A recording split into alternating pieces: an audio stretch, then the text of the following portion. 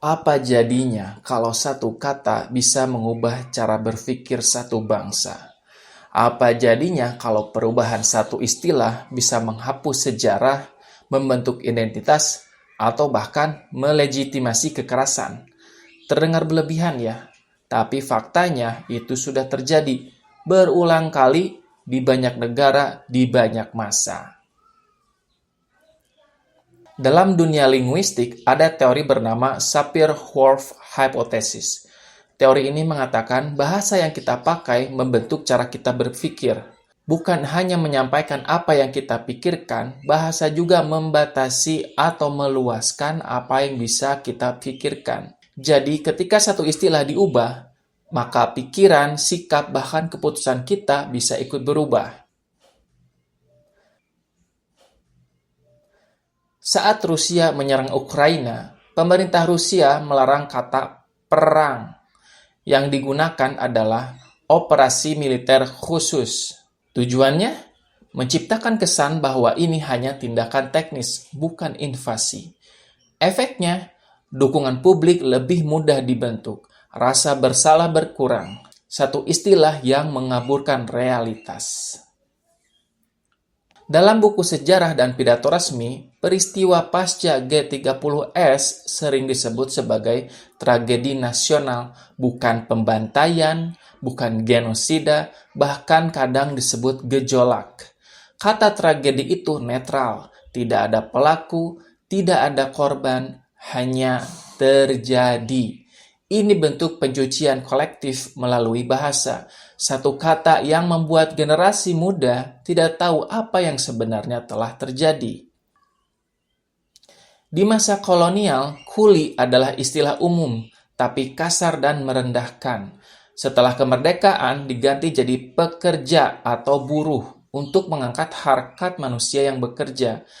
Satu kata bisa mengubah cara masyarakat menghormati atau merendahkan sebuah profesi.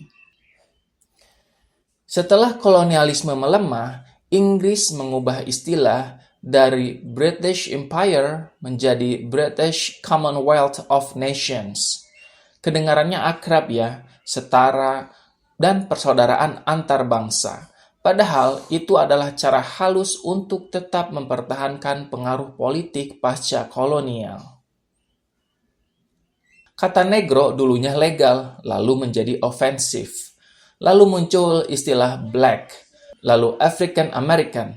Ini bukan sekadar ganti kulit kata, tapi bentuk pembingkaian identitas dari istilah yang merendahkan menjadi istilah yang menegaskan sejarah dan kebanggaan etnis.